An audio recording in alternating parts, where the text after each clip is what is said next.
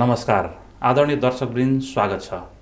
हरेक हप्ताको शनिबार बेलुकी 8 बजे प्रस्तुत हुने कार्यक्रम सिर्जनाका सुशेली लिएर आजको हप्ता पनि म नियमित प्रस्तुता सुभाष खनाल आइसकेको छु। सिर्जना क्षेत्रका विभिन्न व्यक्तित्वहरूसँग मैले यो कार्यक्रममा भलाकुसारी अन्तरङ्ग कुराकानी गर्ने गरेको छु र साथमा उहाँहरूको रचनालाई हामीले कार्यक्रम प्रस्तुत गर्ने गरेका छौँ। हेटौँडाको पहिलो टेलिभिजन टिम टेलिभिजनमा छौँ। यो कार्यक्रम शनिबार बेलुकी 8 बजे प्रस्तुत हुन्छ र यसको पुनर्प्रसारण आइतबार बिहान 11 बजे हुने गर्छ। आज मसँग एकजना कवि व्यक्तित्व हुनुहुन्छ। स्थायी रूपमा चितवन रहेर साहित्य सिर्जनामा निरन्तर क्रियाशील व्यक्तित्व सुरेन्द्र अस्तफल आज मसँग हुनुहुन्छ। उहाँको शब्दहरू अविराम यात्रामा संयुक्त कविता सङ्ग्रह 2057 मा प्रकाशित छ। त्यसैगरी बिम्ब शिविर कविता सङ्ग्रह 2061 मा प्रकाशित छ। त्यसैगरी काव्य 2073 उहाँको सहलेखन छ। त्यसैगरी हिउँको आरोहण कविता सङ्ग्रह 2074 मा प्रकाशित छ र पछिल्लो समय उहाँको तेलभिस्सा नामको कविता सङ्ग्रह प्रकाशित छ। सुरेन्द्र अस्तफल आज मसँग हुनुहुन्छ, कार्यक्रममा हुनुहुन्छ। तपाईँलाई स्वागत गरेँ कार्यक्रममा। हजुर नमस्कार, धन्यवाद। हजुर, पछिल्लो समय तेलभिस्सा आयो बजारमा र चर्चाकै क्रममा छ। कस्तो प्रतिक्रियाहरू पाइराख्नु भएको छ? तेलभिस्सा यो जब यसको आवरण सार्वजनिक गरियो त्यसपछि नै यसको पक्ष र विपक्षमा केही कुराहरू आए। कतिपय सकारात्मक कुराहरू आए। यो समयको माग हो। पहिला लाउरे छोरा जन्माउने आमाहरू हैन, अहिले वैदेशिक छोराहरू जन्माउँछन्। पहिला भारत हाम्रो गन्तव्यस्थल थियो भने भारत अथवा यता तिब्बततिर गन्तव्यस्थल थियो भने अब अहिले युरोप, अमेरिका, अस्ट्रेलिया भयो र त्यहाँ अनि आफ्ना बाबुआमालाई बोलाउने जुन एउटा सिलसिला छ। हिजो नाम्लो बोकेर जान्थ्यो भने आज टाई लाएर जान्थ्यो। टाई लाएर जाने भए, अहिले बोइङ चढेर जाने भए, तेलभिस्सामा जाने भए। यो अलिकति व्यङ्ग्य पनि भएको हुनाले अलिकति यस्तो नलेखिदिएको भए हुन्थ्यो भन्ने पनि केही कुराहरू आयो। तर यो कवि लेखकले एउटा युग, एउटा चाहना, एउटा भनौँ न यथार्थलाई त लेख्नु नै पर्छ र त्यस कारणले यो तेलभिस्सा सङ्ग्रह जन्म्यो भनौँ। हजुर, तेलभिस्सा कविता सङ्ग्रहमा मूलतः अलिकति कविताहरू अध्ययन गर्दै गर्दाखेरि सामयिक प्रस्तुति, सामयिक व्यङ्ग्य, सामयिक जुन खालको विकृति छ त्यो माथिको व्यङ्ग्य, त्यसै गरी रेमिट्यान्सले सिर्जना गरेको विभिन्न खालका असरका कुराहरूदेखि लिएर यहाँले व्यङ्ग्यात्मक अलिकति आडम्बर, मान्छेका आडम्बरहरूमाथि पनि यहाँले प्रहार गर्नुभएको छ। यो तेलभिस्सासम्म आइपुग्दाखेरि यहाँले कविताको एउटा यात्रामा भनौँ न, यो कविता यात्रा चाहिँ कतिको हैन जोखिमपूर्ण अथवा कतिको चाहिँ यो अप्ठ्यारो सजिलो अनुभूति गर्नुभएको छ? के छ भने सुरुमा 2057 सालमा जुन एउटा संयुक्त कविता सङ्ग्रह चितवनका कविहरूको 9 जना कविहरूको संयुक्त कविता सङ्ग्रह निक्लियो, त्यसमा म पनि परेँ। त्यसपछि मेरो एकल 3वटा कविता सङ्ग्रहहरू आयो र वास्तवमा कविता लेख्नु भनेको जोखिम पनि हो, किनभने आक्षेप पनि लाग्ने गरेको छ। कविता धेरै लेखिन्छ, कम पढिन्छ, कम बिक्री हुन्छ। त्यसो त नेपाली साहित्यमा सबभन्दा बढी मुनामदा नै बिक्री भएको छ। भए पनि कविता पढ्नु मस्तिष्क लगाउनु पर्ने, विभिन्न अर्थ लगाउनु पर्ने, त्यो कारणले सामान्य पाठकको लागि चाहिँ कविता अलिकति टाढाको विषय बनिरहेको छ र त्यो पाठकको दूरीलाई कम गर्नु हामी वर्तमानमा लेखिरहेका कविहरूको धर्म पनि हो, एउटा जोखिम पनि हो। र जहाँसम्म लाग्छ मेरो कविता लेखनको कुरा गर्दा म चाहिँ अलिक सरल कविताहरू लेख्छु। कमसेकम भाषिक हिसाबमा पनि यहाँका कविताहरू सरल, सबैले बुझ्ने खालका कविताहरू प्राय भनौँ न तुलनात्मक रूपमा, औसत रूपमा बढी सरल नै कविताहरू लेख्छु म। र कविता जुन विषयमा लेखिन्छ त्यसले पाठकले सुन्दा पढ्दा आहा हो लेखेछ, छोयो भन्ने खालको अनुभूति भयो भने त्यो कविता भयो जस्तो लाग्छ मलाई है। त्यो बनाउन सकिएन भने त उही पद्य कविता बिग्रियो भने श्लोक हुन्छ, गद्य कविता बिग्रियो भने निबन्ध हुन्छ, त्यही भन्ने गर्छु म। त्यसकारण यो गद्य कवितालाई, विशेष गरी गद्य कवि पनि भएको हुनाले कतिपय गद्य कविताहरू सुन्ने क्रममा निबन्ध पढे जस्तो लाग्छन्। देवकोटाका निबन्ध पढ्दा हामीले कविता पढे जस्तो लाग्छ। टिप्पणी गर्नु पनि हुन्छ हैन? हजुर, त्यही भएर यसो चाहिँ लाइन छुट्याएर मिलाइदियो भने कविता बन्छ। वास्तवमा त्यसो होइन, अन्तर अनुप्रास पनि हुन्छ हैन, आन्तरिक लयात्मकता पनि हुन्छ। त्यसकारणले कविता एउटा किसिमले व्यावसायिक किसिमले कविता लेख्नु जोखिम पनि हो। अरू कविता लेखेर भनौँ न जनमानसमा पुग्नु पनि अर्को जोखिम हो, किनभने विचार, बुद्धि, विवेक ले कविता चाहिँ व्याख्या गर्नुपर्ने हुन्छ। अनि तपाईँ अध्यापनमा हुनुहुन्छ होइन, कलेज पढाउनुहुन्छ, त्यसै गरी विद्यालय तहको शिक्षा दिइराख्नु भएको छ। यो एउटा कार्यव्यस्तता सँगसँगै कवितात्मक यात्रा चाहिँ कति सहज छ? अब यस्तो रहेछ यो, अब फुर्सद भएका मान्छेले पनि केही काम नगरेका पनि छन्, बेफुर्सदीले धेरै काम पनि गरेका छन्। समयको व्यवस्थापन र आफ्नो झुकाव लगाव र रुचिको कुरा हो। र मैले स्कुल कलेज पढाउँदै पनि भएको समयलाई पूर्ण रूपमा अध्यापन र मेरो आफ्नो विषय पनि नेपाली विषय पढाउने भएको हुनाले र धेरै साहित्यसँग सम्बन्धित विषय नै आफूले पढाउनु पर्ने भएको हुनाले त्यसै असजिलो छैन। हजुर, अर्को कुरा यो कवितात्मक यात्रा होइन, तपाईँले साहित्यका विभिन्न विधाहरूमध्ये कविता नै छनौट गरेर अलिकति कविताकै यात्रा गरिराख्नु भएको छ। कविताले के दिन्छ त्यस्तो, अथवा कविताले तपाईँलाई के कारणले तानिरहेको? मलाई चाहिँ के लाग्यो भने सर, यो विद्यालय स्तरदेखि नै गुरुहरूको प्रेरणा र प्रभाव कविताबाटै पर्यो। अहिले पनि हामीले यसो विद्यालय तहमा हेऱ्यौँ भने निबन्ध लेखनहरू, वाद विवादहरू होइन, वक्तृताहरू कम हुन्छन् र कविताको कार्यक्रमहरू बढी नै हुने, अनि कवितामा सुनाउँदा मजा पनि आउने होइन, एउटा वाचनमा लेख्दा नि आफूलाई सन्तुष्टि मिल्ने भएको हुनाले मूलत अब मुख्य त मेरो कविता नै भयो। त्यसैले कविताप्रति आकर्षित भएको। थप कविताको बारेमा परिचर्चा त गर्छौँ नै, एउटा कविता यहाँको सुनाउँ। अब आज कविता सुनाउँ। अब यो तेलबिसा भन्दा पनि बाहिरबाट सुनाउँछ अहिले। अब तेलबिसा थोरै कुराकानी गर्नै छ। हजुर, यो अलिकति दुःखको कविता छ। आमा ढलेपछि। यो आमा काव्यमा निस्किएको कविता हो। यो आमा बितेपछि एउटा अनुभूति, आमाको अनुभूतिले जब समात्यो अनि लेखिएको कविता हो। आमा ढलेपछि संसार ढल्दो रहेछ, उठाउनै नसक्ने गरी मन ढल्दो रहेछ। आकाशका जुन ताराहरू ढल्दा रहेछन्, उत्साहको बिहान ढल्दो रहेछ, ममताको काख ढल्दो रहेछ, जीवनका गति यति र लय नै ढल्दा रहेछन्। आमा ढलेपछि संसार ढल्दो रहेछ। आमा ढलेपछि पाइला पाइलामा पाइला रोकिँदा रहेछन्, अविरल दुःखमा साथ दिने आँसु सकिँदो रहेछ, हुने रहेछ सुखको चिरहरण, सुक्दो रहेछ जीवनको पानी, निर्देश यात्री जस्तो यात्रा नै रोकिँदो रहेछ। आमा ढलेपछि धरतीका सबै आमाहरू आफ्नै आमा लाग्दा रहेछन्, जाग्दो रहेछ मातृत्वको भोग सम्झनाका कुइनेटाहरूमा, भरिएर पनि रित्तो रित्तो, पुरिएर पनि खाली खाली, अपूर्ण अस्थिर तृषित जीवन बाँचिदो रहेछ। आमा ढलेपछि संसार ढल्दो रहेछ, उठाउनै नसक्ने गरी मन ढल्दो रहेछ। आकाशका जुन ताराहरू ढल्दा रहेछन्, उत्साहको बिहान ढल्दो रहेछ, ममताको काख ढल्दो रहेछ, जीवनका गति यति र लय नै ढल्दा रहेछ। आमा ढलेपछि यहाँको कविताहरू पढ्दै गर्दाखेरि यथार्थिक अलिकति यथार्थ बिम्बहरू, यथार्थ का कुराहरू बढी आएको पनि देखिन्छ। अब तेलबिसाको सङ्ग्रह अलिकति कुरा गरौँ। यो शीर्षकीकरण अघि पनि यहाँले भन्नुभयो, अलिक व्यङ्ग्य परक पनि छ। कतिपय तेलबिसाकै कविता चाहिँ कसरी जन्मियो अथवा त्यो कुराले कसरी आकर्षण गर्यो यहाँलाई? तेलबिसा कतिपय साथीहरूले अलिकति काव्यिक भएन कि भनेर प्रश्न पनि उठाउनु भयो।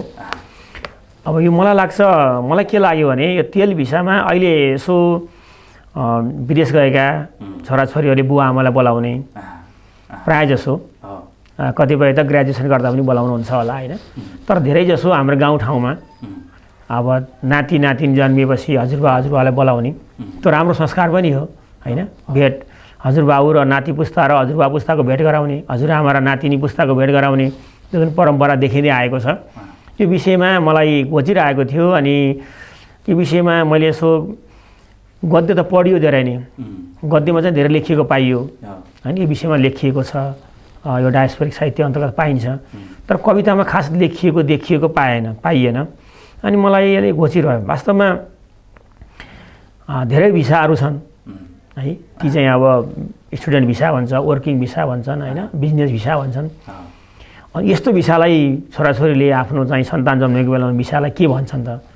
अब हाम्रोतिर यहाँ नाति नातिना तेल लगाउने परम्परा छ होइन, नाति नातिनी हेरिदिने, उनीहरू चाहिँ काममा जाने पनि समस्या हुन्छ त्यहाँ।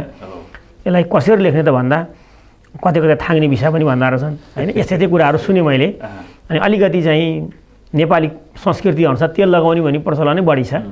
त्यस कारण यो विषयमा पनि किन नलेखौँ, यो पनि अहिलेको जल्दो बल्दो यथार्थ हो भने लेख्नुपर्छ भनेर शीर्षक पनि त्यही राख्ने मन लाग्यो। र यो कविता सङ्ग्रहमा पनि 5वटा कविताहरू यही तेल भिसा यही सेरोफेरोमा छ। सेरोफेरोमा कविताहरू छन्। आदरणीय दर्शकवृन्द, आज मसँग सुरेन्द्र अस्तफल हुनुहुन्छ। कवि सुरेन्द्र अस्तफलसँग कुराकानी भइराखेको छ। उहाँका कविताहरू हामी सुनिरहेका छौँ। साथमा उहाँको कवितासँग सम्बन्धित धारणाहरू, उहाँले कविता लेख्दै गर्दाका अनुभूतिहरू हामीले प्रस्तुत गरिरहेका छौँ उहाँसँगको सन्दर्भमा। पहिलो ब्रेकको क्रममा छ, ब्रेकपछि पुनः आउनेछौँ। हेर्दै बस्नुहोला टिम टेलिभिजन।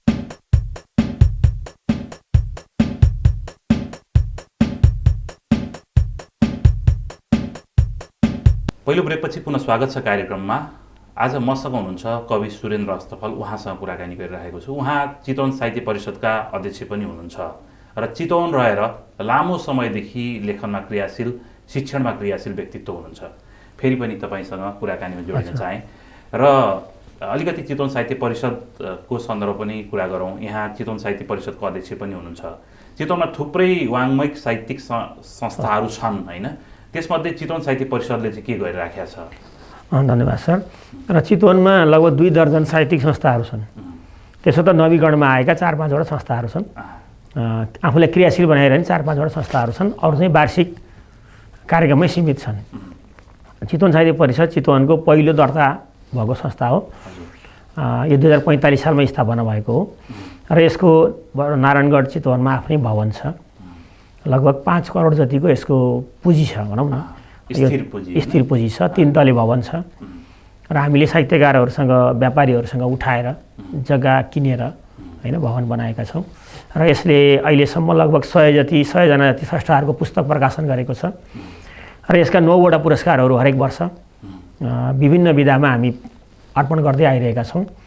15,045 देखि 50,045 सम्मका पुरस्कारहरू छन् र अघिल्लो वर्ष प्रकाशित कृतिहरूलाई हामीलाई प्राप्त कृतिको आधारमा छनौट समितिको माध्यमद्वारा ती कृतिहरूलाई हामी पुरस्कार गर्ने गर्छौँ र समग्र चितवनलाई एउटा हाँक्ने काम चाहिँ चितवन साहित्य परिषदले गरेको छ। यसको मुखपत्र बागेश्वरी पनि नियमित प्रकाशन हुँदै आएको छ र यो 2045 सालदेखि अहिलेसम्म निरन्तर रूपमा अगाडि बढ्दै गएको छ र अब मेरो पनि कार्यकाल यो 5 वर्ष, यो लगभग 2टा कार्यकाल जति भयो।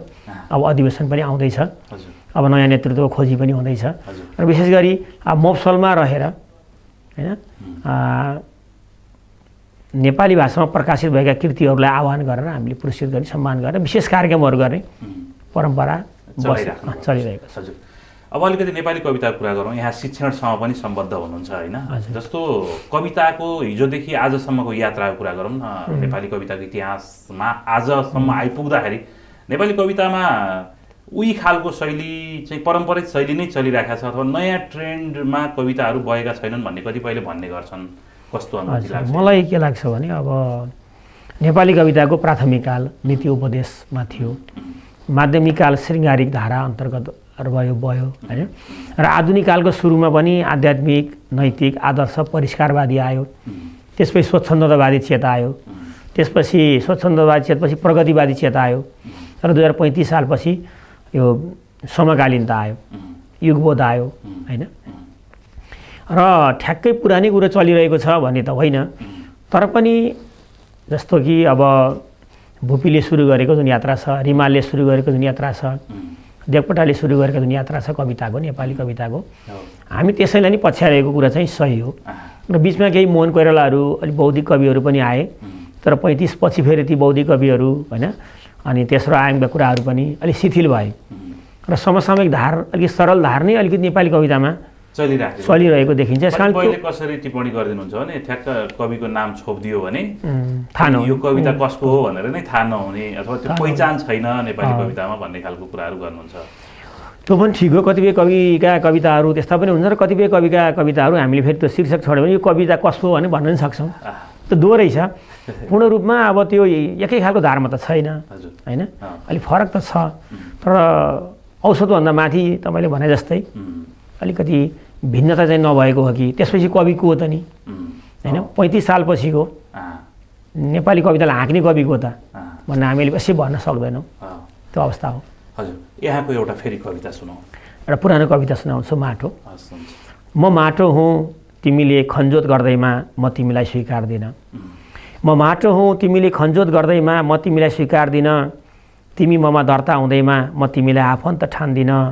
सृष्टिको आदिदेखि अनन्तसम्म एक्लै थिएँ, एक्लै रहनेछु, किनकि म माटो हुँ। अमिनहरूले मेरो अस्मिता नापे पनि, बुलडोजरका पदचापहरूले थिचे पनि म मर्दिनँ, हाँसिरहन्छु, किनकि म माटो हुँ। यो नसोच माटो मेरो हो, यो नसोच माटो मेरो हो, मेरै रहनेछ। तिम्रा पुर्खाहरू पनि यस्तै यस्तै कुरा गर्थे। आखिर पराजित भए तिनीहरू र आयो तिमीहरू, र त भनिरहेछु म तिमीहरूको माटो हुँ। म तिमीहरूको माटो माटो शीर्षक यो प्रश्न कतिपय सन्दर्भमा नसोध्दा पनि हुने पनि भनिन्छ होइन। जस्तो कविताकै लागि हो अथवा कविता चाहिँ समाजको लागि हो भन्ने खालको कुराहरूमा त्यति धेरै विवादित कुरा त होइन। तर के भन्दाखेरि कविता किन लेखिनुपर्छ अथवा किन लेखिरहेको छ अथवा अब पनि किन कविता लेखिरहनेछ भन्ने यहाँको तर्क रहन्छ। मलाई के लाग्छ भने जुन प्रश्न उब्जाउनु भएको छ यो कलाको लागि र कला रूपान्तरणको लागि समाजको लागि दुई किसिमका धारहरू छन् होइन। तर पनि कलामा साहित्यमा कवितामा भनौँ न अब विचार चाहिन्छ। मलाई त विचारै प्रमुख लाग्छ। विचार सँगसँगै कला पनि चाहियो। विचार त भाषणमा नि हुन्छ, कुराकानीमा नि हुन्छ होइन, निबन्धमा नि हुन्छ। त्यस कारणले लालित्यपूर्ण कलासँगै विचार आयो भने मेरो विचार कविता लाग्छ, कविता हुनुपर्छ जस्तो लाग्छ मलाई। र अहिलेसम्म जति पनि चर्चित कविताहरू छन् ती दुवैमा विचार र कला पक्ष नै हाबी भएर ती चर्चित भएका हुन्। त्यसो हामीले केही चर्चित कविताहरूलाई हेऱ्यौँ भने पनि र अब किन लेखिनुपर्छ, कतिपयले भन्छन् अब आयो मिडियाको युग आयो, युट्युबको जमाना आयो, इन्टरनेटको जमाना आयो होइन, किन चाहियो कविता भन्छन्। वास्तवमा होइन, जति भए पनि मार्सी चामल लोकप्रिय नै छ होइन र आछामी मसिनो चामलको धान उत्तिकै लोकप्रिय छ जति हाइब्रिड आए पनि होइन। जति नै हामीले इलेक्ट्रोनिक मिडिया प्रयोग गरेर हातले लेखेको चिठीको मजा पढ्नुको बेग्लै छ। त्यसमा के लाग्छ भने कविताले जीवनबोध, युगबोध र सठिक रूपमा आफ्नो अभिव्यक्तिहरू पाठक समक्ष सम्प्रेषण गर्ने हुँदा मलाई लाग्छ कविता लेखिनुपर्छ। विसङ्गतिबोधको लागि पनि, यथार्थबोधको लागि पनि, कतिपय अवस्था स्वान्त सुखाएको लागि पनि लेखिनुपर्छ। समग्र स्वरूपमा कविताहरू आउनुपर्छ। अलिकति अब आफ्नो यात्रा, तपाईँको कविता यात्राको कुरा इतिहासतिर गएर सोध्न चाहन्छु होइन। जस्तो कविता लेखनमा कतिपय सन्दर्भमा कसैले प्रमोसन गरेर अथवा उत्प्रेरणा दिएर वा कतिको चाहिँ आफैले पनि कसैलाई नोन अननोन गुरु थापेर कविता यात्रामा आउनेहरू हुनुहुन्छ। यहाँ चाहिँ कसरी आइपुग्नु भयो, कविता यात्रासम्म कसरी आइपुग्नु भयो? अब कविता यात्रा विद्यालय जीवनबाट सुरु भयो। प्रेमस्थी माईबाट मैले सुरु गरेँ। वीरेन्द्र बहु क्याम्पसमा पढेँ, नेपाली विषय पढेँ होइन। पढ्दाखेरि कविहरूका तिनै कविताहरू, जुन कविताहरू पढ्यौँ, कथाहरू पढ्यौँ र हाम्रो गाउँलाई कविडाँडा भनिन्छ। कविडाँडाको माहौल कवितामय थियो। दाईहरू अर्जुन अस्तफल, त्यसपछि गरी हाम्रो हरिहर पौडेल दाईहरू होइन, खुमनारायण दाई, युवराज भुषाल कवि, अनिल सिग्देल, त्यहाँ कविहरू हुनुहुन्थ्यो र बेलामा कविता पनि हुने गर्थ्यो। र हामी कहीँ जाँदाखेरि प्रथम द्वितीय तृतीय त्यहाँका कविहरू भएर आउँथ्यौँ। प्रतियोगितामा जाँदा हाम्रो पालामा भनौँ न 55-56 सालतिर कुरा हो। र त्यहाँको ऊर्जा नै त्यस्तै थियो र त्यस कारणले यो सामूहिक रूपमा यो ऊर्जा प्राप्त गरेको मैले। फेरि पनि हामी कविता बारेमा गफ गर्छौँ। एउटा कविता सुनाउँछु ल। एउटा छोटो कविता, म अहिले छोटै कविता लेख्छु। कस्तो हुन्थ्यो होला, आमाले लोरी सुनाउँदै कोक्रो हल्लाएको सम्झना पाए कस्तो हुन्थ्यो होला। आमाले लोरी सुनाउँदै कोक्रो हल्लाएको सम्झना पाए कस्तो हुन्थ्यो होला। आमाको काखमा लुटपुटिएर मुखभरि फिँज निकाल्दै दुध चुसेको सम्झना पाए कस्तो हुन्थ्यो होला। आमाको नानीमा आफ्नो ऐना हेरी आमाको नानीमा आफ्नो ऐना हेरी तिलहरी र पोते खेलाएको सम्झना पाए कस्तो हुन्थ्यो होला। आमाको काखमा सालनालभित्र बेरिएर आमाको कोखमा सालनालभित्र बेरिएर आमाको ढुकढुकी सुन्न पाए कस्तो हुन्थ्यो होला। कस्तो हुन्थ्यो होला। अघि पनि अलिकति कुरा त भयो, जस्तो कविहरूले समाजलाई के दिन्छन् भन्ने सन्दर्भमा अलिकति कुराकानी त भयो। थप आजको कतिपय सन्दर्भ भन्ने गरिन्छ राजनीतिलाई मार्गनिर्देशनै कविहरूले गर्नुपर्छ। तर हाम्रोमा चाहिँ अलि बढी पोलिटिक्सले चाहिँ कवितामाथि अथवा लेखनमाथि, साहित्यमाथि दबदबा राखेको, साहित्यले चाहिँ राजनीतिमाथि दबदबा राख्न नसकेको भनेर भनिन्छ होइन। यहाँलाई कस्तो लाग्छ? सही कुरा हो। वास्तवमा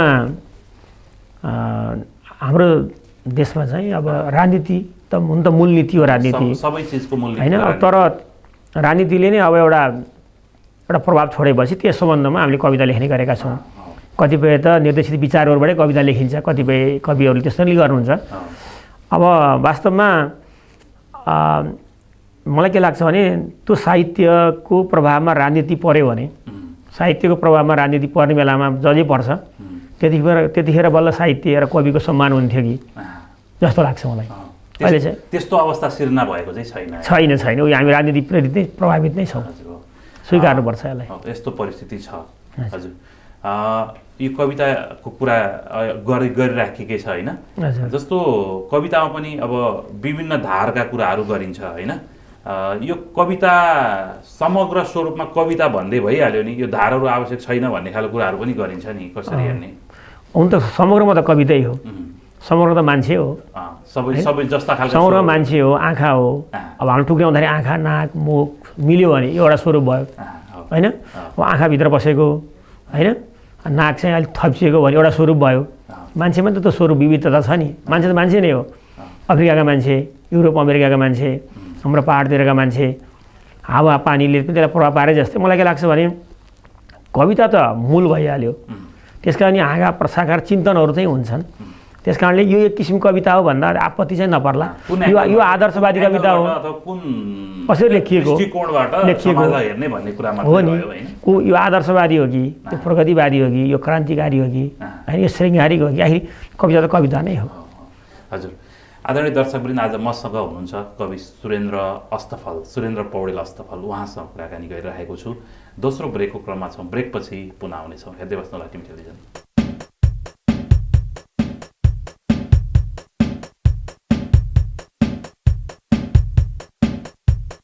दोस्रो ब्रेकपछि पुनः स्वागत छ कार्यक्रममा। आज मसँग हुनुहुन्छ कवि लेखक सुरेन्द्र अस्तफल, उहाँसँग कुराकानी गरिरहेको छु। चितवन साहित्य परिषदका अध्यक्ष हुनुहुन्छ र हेटौँडामा भएको उहाँको कविताहरूको वाचन, त्यसै गरी उहाँको किताब टेलभिस्साको अन्तर्क्रिया कार्यक्रमको सन्दर्भमा उहाँ यहाँ आइपुग्नु भएको थियो। त्यस सन्दर्भमा हामीले कुराकानी उहाँसँग गऱ्यौँ। यहाँसँग फेरि कुराकानी गर्न चाहेँ र एउटा कविता वाचनको लागि आग्रह। हजुर, धन्यवाद। यो टेलभिस्साभित्रको एउटा कविता सुनाउँछु। कविताको नाम छ प्रिय बुद्ध। तिमी जस्तै अर्धमुदित बुद्ध बन्न नसके पनि इतिहासको, तिमी जस्तै अर्धमुदित बुद्ध बन्न नसके पनि इतिहासको, गाइरहेछु निरन्तर तिम्रो नाममा मिठो आलापको सङ्गीत। म तिमीले जस्तै कुमारी रङले भरिएकी यशोधराको सुहाग छोडेर, म तिमीले जस्तै कुमारी रङले भरिएकी यशोधराको सुहाग छोडेर पीत वस्त्रमा सक्दिनँ वन विहार गर्न। न त उपहास गर्न नै सक्छु राहुलको पितृत्वलाई, जसरी तिमी प्रजापति गौतमीको मिल्काएर मायाको आँचल एकाएक निष्ठुरी हुन सक्यौ। जसरी तिमी शुद्धोधनका आँखामा बलिरहेको पुत्रत्वको सलेदोलाई नदेखे झैँ एकाएक बेखबर हुन सक्यौ, त्यसरी म बेखबर बन्न सक्दिनँ बुद्ध। प्रिय बुद्ध, म त संसारी भइसकेछु। प्रिय बुद्ध, म त संसारी भइसकेछु। सक्दिनँ म ती तमाम सम्बन्धहरू तोड्न, तोडिएको सम्बन्धले आर्जेको ज्ञानको बुद्धत्व चाहिएन मलाई। बरु बुद्धु नै बनी कुनै दिन सकेछु भने जोगाएर सम्बन्धहरूलाई निकाल्नुला संसारको थप रहस्य। आजकल मलाई त बुद्ध यशोधराले भने झैँ निरञ्जना नदीको तटमा बोधि वृक्षको छायामा लुप्त बुद्धत्व यतै कतै छरिएको जस्तो पो लागिरहेछ। धन्यवाद। यतै कतै छरिएको जस्तो पो लागिरहेछ। यहाँ कविता अध्यापन पनि गर्नुहुन्छ अथवा नेपाली साहित्य पढाउनु पनि हुन्छ। त्यस हिसाबले सोध्न चाहेँ, पछिल्लो समयको यो कविता लेखन हैनलाई समग्रमा हेर्दाखेरि कस्तो अनुभूति हुन्छ? आशामुख छ अथवा कस्तो छ? हैन, आशा लाग्दो छ। किनभने हामीले त्यसमा पनि कवितालाई छुट्याएर हेऱ्यौँ भने गद्यमा पनि र पद्यमा पनि दुवै क्षेत्रमा कविहरूको हस्तक्षेपकारी भूमिका छ। किनभने कविहरूलाई कविता कन्सर्टमा सुनिन थालिएको छ, सङ्गीतमा सुनिन थालिएको छ, कतिपय अथवा टिकटक पनि बन्न थालेका छन्। यो भने कविताको विस्तारित रूपहरू हुन्। अनि कविताका स्वरूपहरू, महाकाव्यहरू, खण्डकाव्य पनि बिस्तारै लेखिँदैछन् होइन। युगबोधी काव्यहरू पनि नलेखिएका होइन, लेखिँदैछन्। त्यस कारणले कतिपयले अब लेखनाथको देवकोटाको समयमा जति कविताहरू लेखिन्थे अहिले छैन भन्ने गर्नुहुन्छ। तर वास्तवमा त्यो मात्र पनि ठिक भएन जस्तो लाग्छ। किनभने अहिलेको समयमा अब गजल लेखे पनि, गीत लेखे पनि, कविता लेखे पनि, कविताको उपविधा हुन्, हाइकु लेखे पनि हैन। त्यसकारण मलाई लाग्छ कविताको क्षेत्र नेपाली साहित्यमा उर्वरै छ। हजुर, त्यस्तो अनुभूति गर्नुहुन्छ। हजुर, यहाँको कविता सङ्ग्रह तेलभिसाकै सन्दर्भमा हामी कुराकानी पनि गरिरहेका छौँ। त्यस हिसाबले त्यो एउटा कविता सुन्ने इच्छा पनि राखेँ। मैले पहिलो पृष्ठमै भनौँ न कविताको सुरुमै राखेको छु। अब यो एउटा यथार्थबोध हो र मैले यहाँ एउटा आफ्नो भनाइमा पनि लेखेको छु, कुनै दिन म पनि तेलभिसामा यदि बोइङ चढेँ भने यो पुस्तक सार्थक भएको मैले ठान्नेछु भनेर लेखेको छु। कतिले त जान्नस् तेलभिसामा भोलि भन्छन् होइन, म जान सक्छु, तर यथार्थ कुरो त लेख्नु पऱ्यो नि कविले होइन। म सुर्ती खान्छु अनि मैले सुर्ती खाएको कुरो लेख्नु पऱ्यो नि, नडराइकन। मेरो भनाइ त्यति हो। तेलभिसै सुनाउ है। हातमा परेको छ तेलभिसा, छोराले पठाएको छ विदेशबाट, जाते आते बोइङको खर्च। हातमा परेको छ तेलभिसा, छोराले पठाएको छ विदेशबाट, जाते आते बोइङको खर्च। भनेको छ छोराले पटक पटक, बाह्र आमा जसरी भए पनि आउनु, बालै नमिले आमा त आउनु आउनु, बुहारीले बाटो हेरिरहेकी छे। सुटकेस भरिएको छ नातिका भोटा र दौराले, सुटकेस भरिएको छ नातिका भोटा र दौराले, अलिकति गाउँको अर्गानिक तोरीको तेल पनि छ। बुढीले गुन्द्रुक र मस्यौराको पोको पारिसकिन्, भन्दै थिइन् गाईको चोखो घिउ र कुराउनी हाते झोलामा भरिसकेँ। बुहारीको जिउ साह्रै कमजोर छ, मुख मात्र चल्ने हो त्यसको, त्यसैको लागि भोटेसँग जिम्बु र ज्वानो किनिसकेकी छु। 32 मसला उहिल्यै पकाएकी हुँ। उभिएको छु बुढीसँगै त्रिभुवन विमानस्थलको गर्भभित्र, नाचिरहेछ उसका आँखामा छोरा हुर्काउँदाको मातृत्व। म सकि नसकी सुटकेस र झोला घिसारिरहेछु, म सकि नसकी सुटकेस र झोला घिसारिरहेछु र हेरिरहेछु सुत्केरी स्याहारको नाममा बोइङ चढ्न आतुर।